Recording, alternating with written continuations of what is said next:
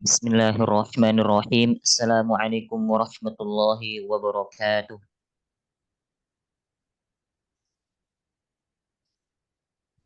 A'udzu billahi minasy syaithanir rajim. Bismillahirrahmanirrahim.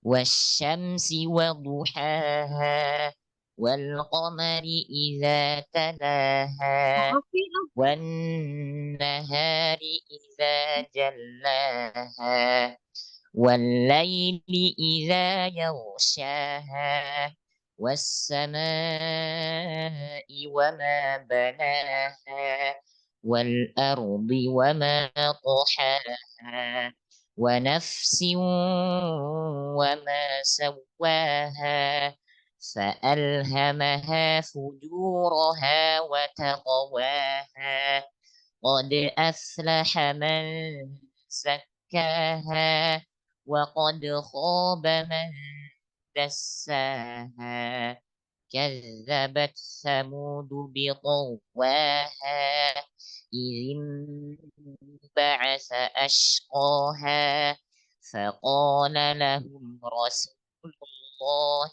ناقة الله وسقياها فكذبوه فعقروها فدمدم عليهم ربهم بذنبهم فسواها ولا يخاف عقباها صدق الله العظيم.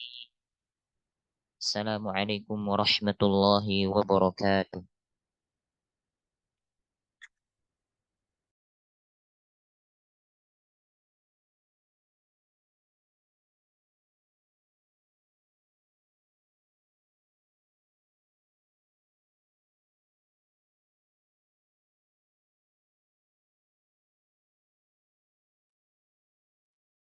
Allahumma arhamna bil Quran. Kami ucapkan terima kasih jazakallah khairan wa barakallahu fiik kepada Ustaz Rashid Ramadan yang telah membacakan ayat suci Al-Quran dengan sangat tartil.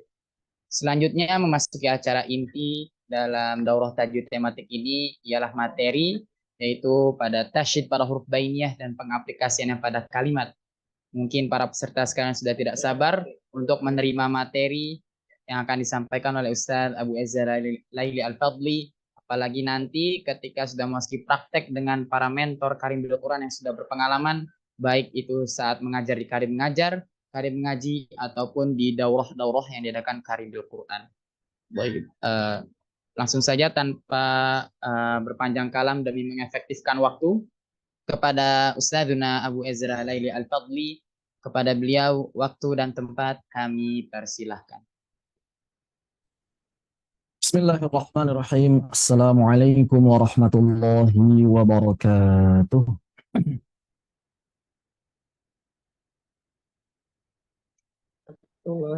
Alhamdulillahirabbil alamin alladzi anzala al-Qur'anal azim tibyanan likulli syai' wa hudan wa rahmatan lil mu'minin.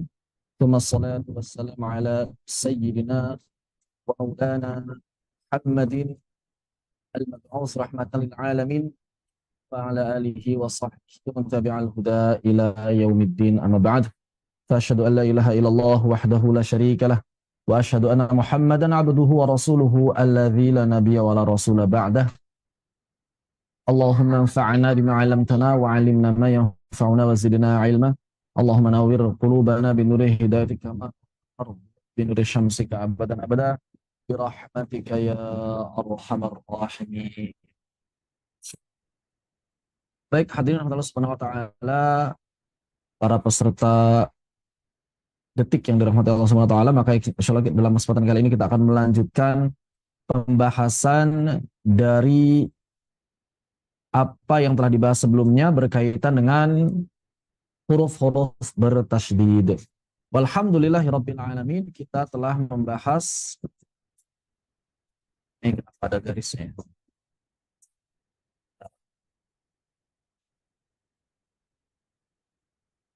Baik.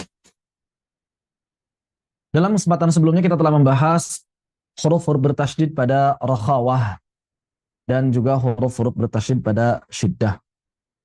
Maka kemudian kita di sini akan membahas huruf-huruf bertasydid pada bainiyah. Dan kami ulang kembali bahwa secara umum sebetulnya berkaitan dengan aliran laju udara kita, ketika kita mengalirkan udara dari paru-paru, apabila dia tertahan, kategorinya adalah syiddah. Apabila dia tertahan, kategorinya adalah syiddah. Apabila dia mengalir, tidak tertahan di makhrajnya, tidak terkunci ya, tertahan sih, tapi tidak terkunci, menghasilkan suara tertentu atau menghasilkan bunyi tertentu, maka di sini adalah rakhawah. Dan terakhir di sini adalah lin, karena terbuka, makhraj yang terbuka lebar, itu lin. Lalu bagaimana dengan bainiyah? Maka bainiyah itu hakikatnya, aslinya merupakan bagian dari syiddah. Kenapa dikatakan bagian dari syiddah? Karena sesungguhnya huruf-huruf bainiyah ketika mereka diucapkan itu tertahan pada makhrajnya. Huruf-huruf bainiyah ketika diucapkan maka sesungguhnya dia tertahan pada makhraj. Sesungguhnya makhrajnya terkunci. Sesungguhnya makhrajnya terkunci. Namun bersamaan dengan itu bahwa huruf-huruf bainiyah ketika diucapkan ternyata laju udara mengalir pada tempat yang lain bukan pada makhrajnya. Mengalir pada tempat yang lain bukan pada makhrajnya. Kalau rakhawah mengalir, kemudian si udara itu kan istilahnya disaring lah ya di makhraj itu sehingga menghasilkan suara tertentu. Gara-gara si tengah lidah naik mendekat ke arah langit-langit, maka laju udara berubah menjadi kalau lidah nggak naik, jadi napas biasa aja. Begitu demikian pula ya, sambil menggetarkan pita suara, lidah kita diangkat naik. Getaran pita suara saja belum cukup membuat huruf menjadi ya. Harus dinaikkan tengah lidah kita sehingga menghasilkan bunyi atau suara huruf ya. Begitu. Lalu bagaimana dengan huruf-huruf bainiyah? Maka huruf-huruf bainiyah atau tawassut loh ya, sebagian orang menyebutnya dengan istilah tawassut loh. Cuma kadang-kadang kalau pakai istilah tawassut loh, itu suka rancu dengan bab mad, di mana ada panjang tawassut 4 harakat. Jadi pakai bainiyah saja. Boleh disebut bainiyah, boleh disebut tawassut, boleh disebut baina-baina. Itu adalah nama-nama dari huruf-huruf bainiyah atau huruf-huruf syadidah. Ya begitu. Allahu taala alam. Maka perhatikan pada gambar di sini, ikhwani wal akhwat fillah rahimakumullah. Pada saat mengucapkan huruf lam dan tentu saja huruf-huruf bainiyah itu semuanya jahar. Huruf-huruf bainiyah semuanya jahar. Berarti laju udara telah berubah menjadi suara disebabkan pita suara bergetar. Ingat ya, dalam bahasa Arab laju udara disebut saut. Laju udara disebut saut. Nah, cuma sautnya ini ada saut yang majhurah, ada saut yang mahmusah. Dalam bahasa Indonesia nggak ada istilah majhurah, nggak ada istilah mahmusah. Yang ada adalah suara dan nir suara. Suara dan nir suara. Suara itu adalah istilah untuk huruf-huruf jahar, huruf majhurah. Sautul majhurah disebut suara. Sautul mahmusah disebut nir suara. Nir suara itu enggak bersuara. Makanya istilah saut yang mengalir dari paru-paru agak kurang tepat apabila agak kurang cocok apabila diterjemahkan sebagai suara. Kenapa? Karena nanti ada suara bersuara, suara tidak bersuara, rancu jadinya. Oleh karena itu para ulama fonetik mengistilahkannya laju udara. Mengistilahkannya laju udara. Laju udara dari paru-paru kemudian mengalir melalui pita suara. Ketika pita suara bergetar, maka laju udara ini disebut dengan suara. Ketika tidak bergetar, maka dia disebut dengan nir suara. Ketika melewati pita suara, maka akan sampai pada titik tertentu yang disebut dengan makhraj. Ketika mengucapkan huruf lam, maka ujung lidah kita, ya mau pakai ujung lidah, ujung sisi lidah sama saja lah. Intinya ujung lidah kita itu nempel ke langit-langit. Ketika kita berbicara mengenai huruf-huruf syiddah, ketika dia nempel ke langit-langit atau mengunci makhraj, maka sudah tidak ada aliran dari manapun itu. Misalnya huruf ba, sudah tidak ada aliran dari manapun. Huruf dal, Huruf apa lagi? Huruf kaf, ek, ek, ek. Huruf qaf, ak, ak.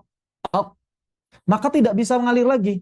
Dan ketika kita berbicara huruf-huruf rakhawah, misalnya huruf ya, ai, maka si saut mengalir. Maka si saut mengalir pada apa? Pada makhrajnya. Tengah lidah naik, ya si saut mengalir di situ. Jadi makhraj itu adalah tempat mengalirnya saut, tempat mengalirnya laju udara kita, baik berupa suara ataupun berupa niru suara atau napas. Bagaimana dengan huruf-huruf bainiyah? Maka ketika kita mengucapkan huruf-huruf bainiyah, makhrajnya terkunci, lalu si laju udara ternyata mencari jalan lain untuk bisa mengalir. Oleh karena itu mereka disebut dengan bainiyah. Kenapa? Karena tertahan pada satu sisi, namun bisa mengalir pada sisi yang lain. Misalnya ketika mengucapkan huruf lam, maka lidah kita menempel di langit-langit, yang mengakibatkan laju udara tidak bisa mengalir di makhraj. Laju udara nggak bisa mengalir di makhraj. Akibatnya apa? Akibatnya laju udara kita mengalir pada sisi-sisi makhraj. Ada yang mengalir ke samping makhraj kanan, samping kanan makhraj. Ada yang mengalir ke samping kiri makhraj. Oleh karena itu huruf lam disebut juga dengan istilah jambiyah. Jambiyah. Kenapa disebut jambiyah? Karena mengalir ke samping si udaranya. Dalam bahasa Indonesia, sampingan. Huruf sampingan. Dalam bahasa Inggris, lateral. Disebut jambiyah, sampingan atau lateral. Adapun penyimpangan laju udara yang terjadi, si laju udara itu kan asalnya lurus dari sini ya. Kemudian menyimpang tuh ke samping kanan, ke samping kiri, maka penyimpangannya itu yang disebut dengan al-inhiraf. Al-inhiraf. Begitu. Itulah penyimpangan yang terjadi, penyimpangan laju udara yang terjadi pada huruf lam. Alih-alih si udara ini mengalir pada makhrajnya, maka dia ternyata mengalir pada sisi-sisi makhraj. Ini adalah bainiyah yang terjadi pada lam. Jadi disebabkan apa? Disebabkan makhrajnya terkunci dan si aliran udara mengalir pada tempat yang lain di sebelah kanan dan kiri makhraj. Ini adalah huruf lam. Kemudian huruf ra. Ketika kita mengucapkan huruf ra, maka ujung lidah kita, ya mau pakai ujung lidah, mau pakai ujung lidah yang masuk ke sedikit sama saja. Ujung lidah kita ketika mengucapkan huruf ra, maka dia akan terlepas sedikit, lalu bergetar di dekat langit-langit, enggak nempel langit-langit. Jadi huruf ra itu getarannya atau nempel langit-langit itu sekali, bukan tapi jadi bergetar-getar. Juga bukan dijauhkan, dipantulkan. Bukan. Gak ada getaran. Gak ada getaran. Sehingga apa? Sehingga udara terhambat oleh ujung lidah. Si laju udara itu terhambat oleh ujung lidah, ya kan? Atau saut ini terhambat di ujung lidah. Namun karena getarannya ini tidak menyentuh langit-langit, maka ada celah kecil di antara ujung lidah dengan langit-langit ketika huruf ra diucapkan. Maka celah itulah yang membuat suara ra mengalir disebabkan dengan takrirnya. Getaran ra, ya, getaran lidah ketika mengucapkan huruf ra itu disebut dengan takrir. Disebut dengan takrir. Bahasa Arabnya at-takrir. At-takrir. Takrir. Nah, takrir. Bahasa Indonesianya disebut dengan getaran. Bahasa Inggrisnya disebut dengan trill. Jadi disebabkan getaran yang hampir menyentuh langit-langit itulah kemudian mengalir apa?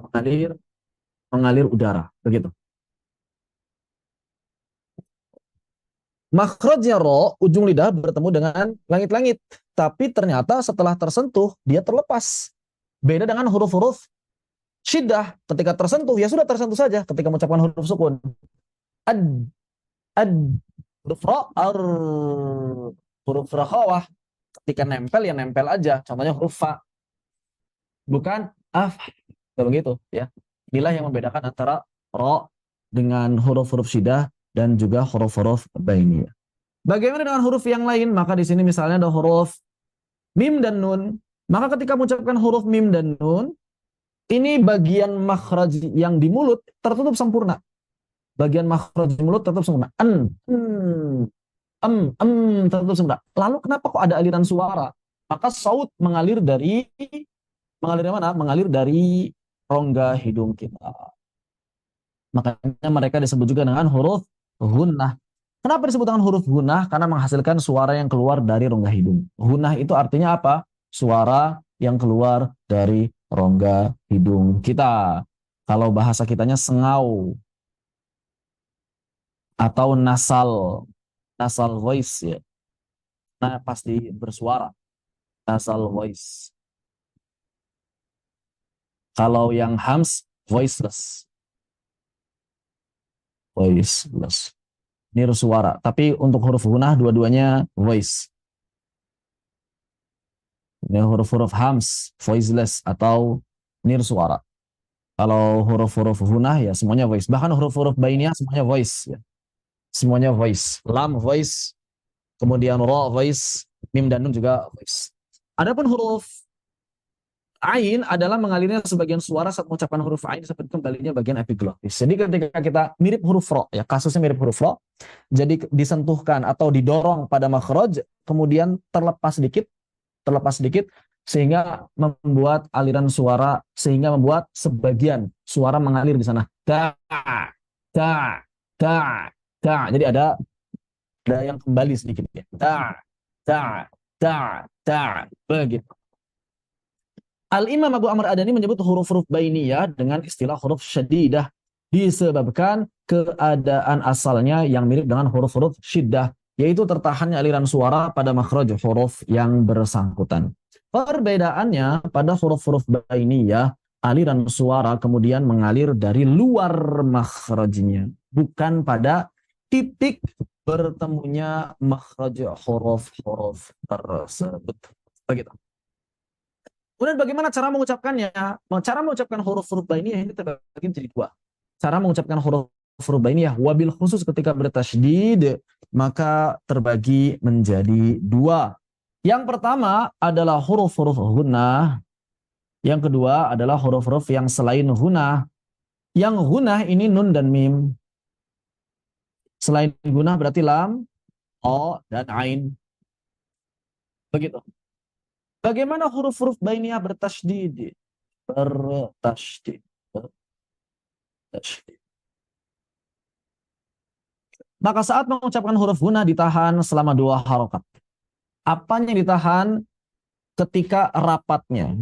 Ketika makhrajnya terkunci maka ditahan selama 2 harokat. Contoh, misalnya lafal falam, 2 harokat ditahan, maka ketukan atau harokat ketiga itu dibunyikan harokatnya. Ditahannya 2. Falamma,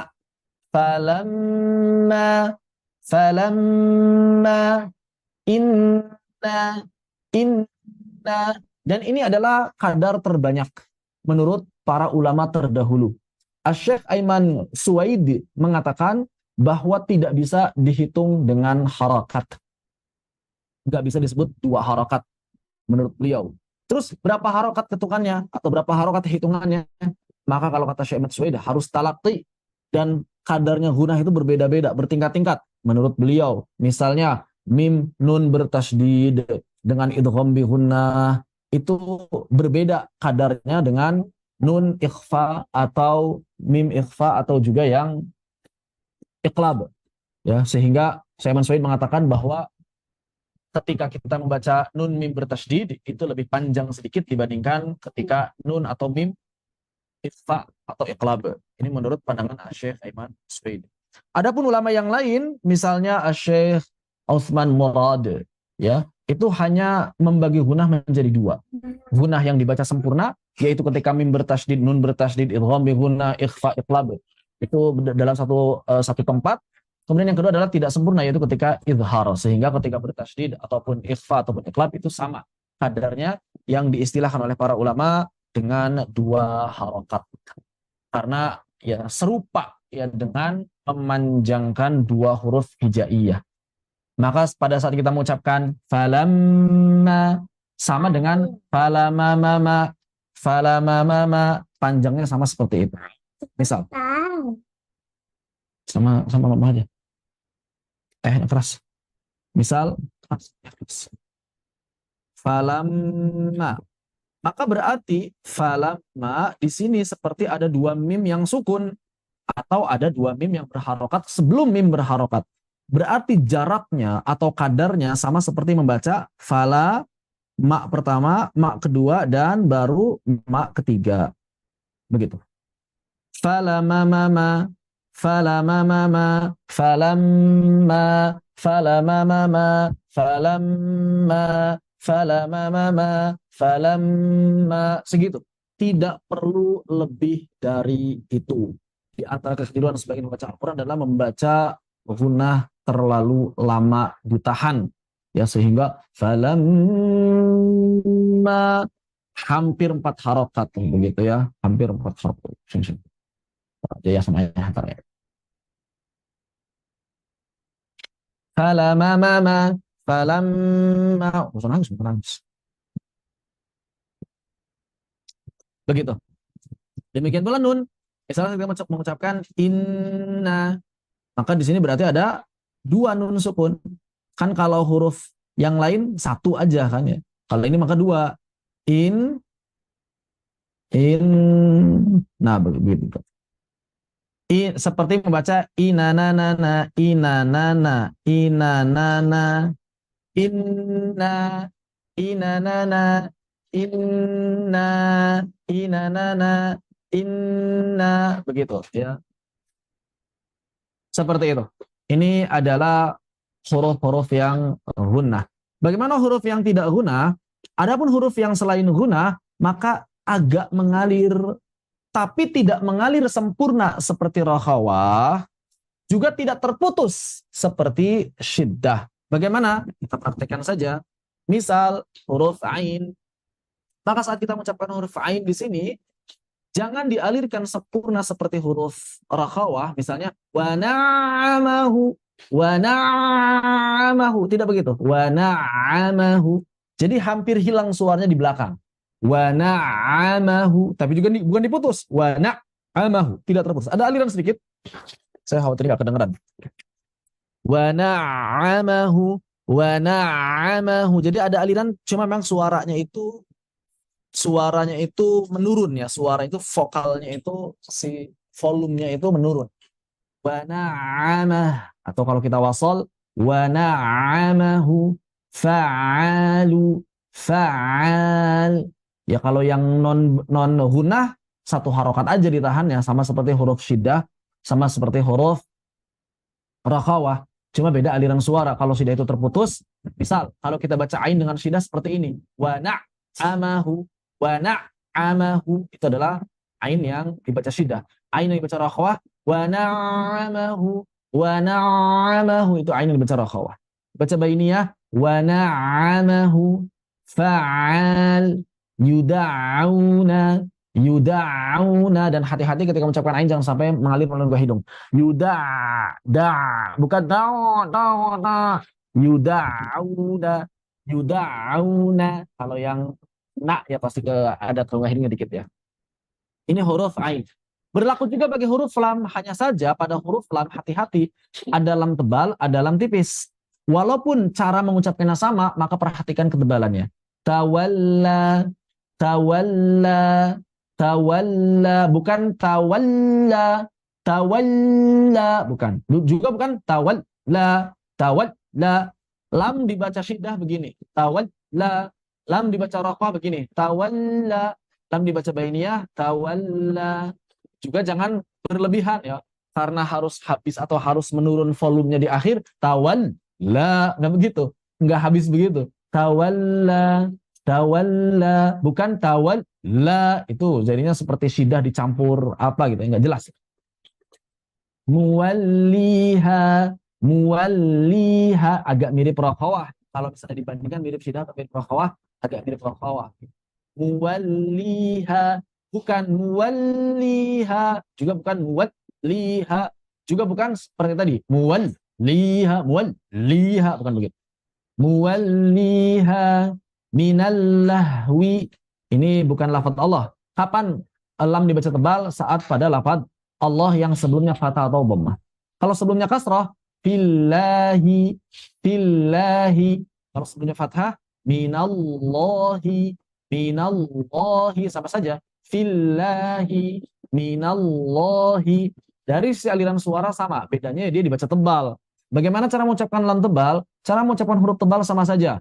Seluruh huruf-huruf tebal diucapkan dengan cara menaikkan pangkal lidah dan menekan atau menyempitkan tenggorokan kita. Minallahi, minallahi. Bukan dibaca dengan monyong. Minallahi, minallahi. Buka. Minallahi. Begitu. Abdullahi, Abdullahi, Abdullahi. Kalau minallahwi itu bukan lafaz Allah ya, jadi jangan dibaca minallahwi. Keliru. Bagaimana dengan ro? Ya sama saja dengan keadaan lam yang tadi agak mengalir sedikit, tidak digetar-getarkan 100% sehingga mirip rahawah. Karena bukan begitu. Karena atau juga seperti sidah karena karena biasanya kekeliruan yang terjadi saat mengucapkan ro bertasydid itu adalah terlepas, memantul. Karonna, karonna, karonna. Akhirnya yang ada dua kekeliruan di sana. Kekeliruan pertama, ro-nya mantul, karo.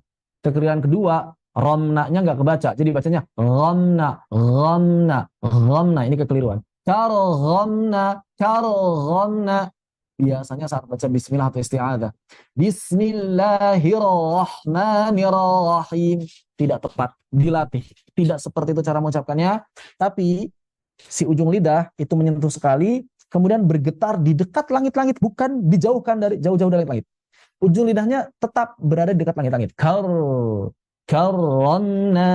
karonna, karro, karro, karro. Bagaimana kalau misalnya ro-nya kasroh, maka langsung dibaca tipis. Ro seperti lam, bisa dibaca tebal, bisa dibaca tipis. Gampangnya bagaimana? Kalau ro ini fathah atau dhammah, maka dibaca tebal. Kalau ro ini kasroh, maka dibaca tipis. Maka hurrimat kasroh, berarti dia dibaca tipis. Karena sudah terjadi idgham. Kan aslinya dua ro ya. Ini sebagian orang kadang-kadang membaca, ini kan ro-nya ada dua Ustaz. Berarti dia hur dan ri. Begitu ya. Maka berarti di sini tebal, hur. Kemudian baru ri tipis. Hur, rimat. Itu konsep idhar. Ketika sudah ada tasydid, maka sudah jadi idgham. Maka ro pertama sudah masuk makhraj dan sifatnya ke ro kedua. Ro kedua sifatnya apa? Tipis atau tebal? Tipis. Maka ro pertama pun sudah dibaca tipis. Hurrimat.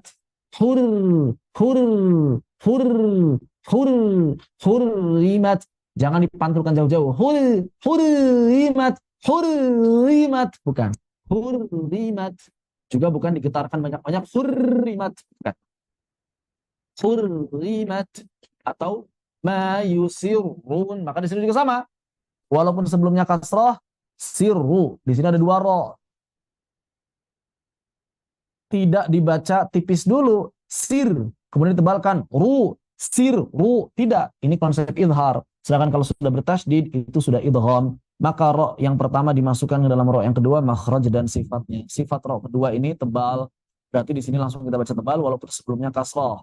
Yusir, yusiruna. Ingat jangan dipantulkan. Yusiruna, yusiruna.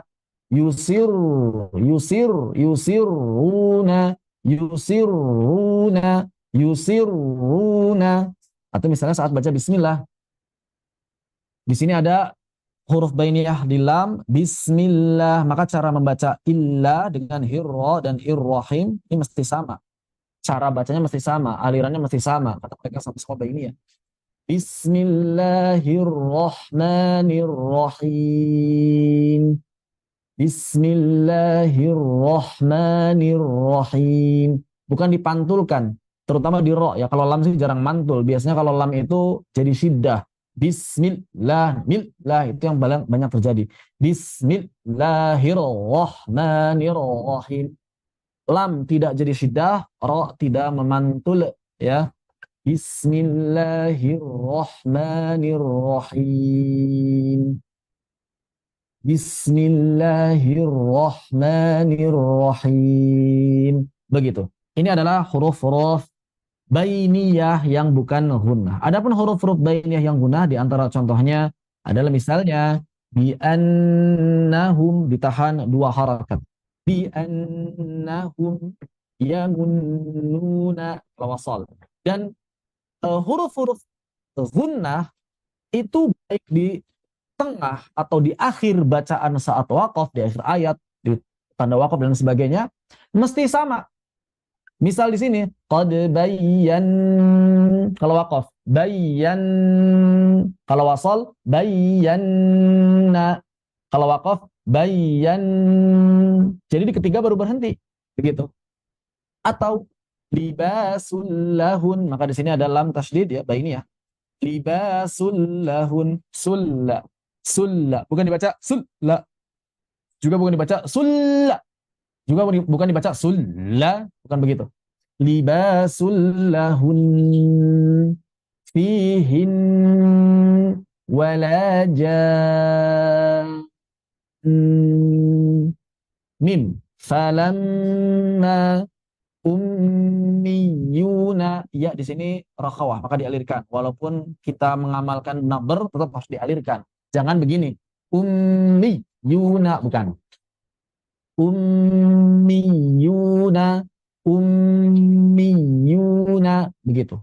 Fa ummuhu, atau kalau waqaf fa ummuh mutim, kalau waqaf. Kalau wasal mutim, waliyutimma, waliyutim minal ghammi, seperti itu. Jadi ditahan dua harokat.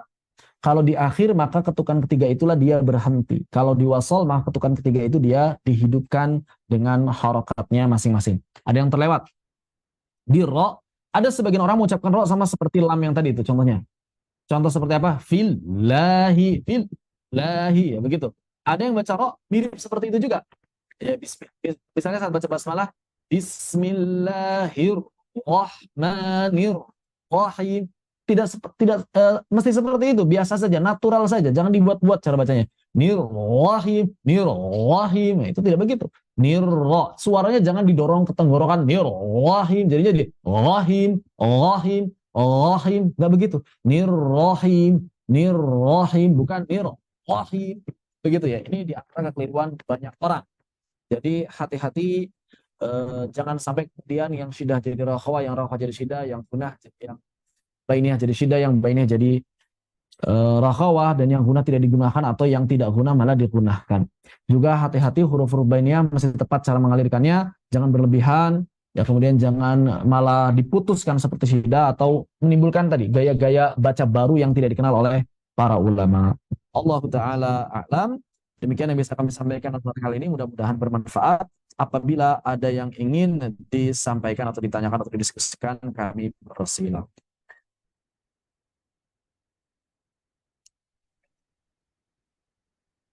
Untuk latihan detail dengan para mentor yang sudah terdaftar, silahkan. Dipersilakan kepada para peserta sekalian, jika ada yang ingin ditanyakan bisa langsung segera ditanyakan, bisa melalui chat ataupun dengan mengangkat tangan.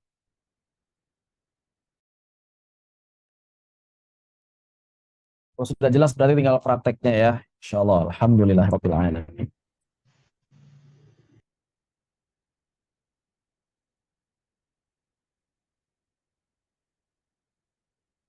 Cukup sepertinya ya.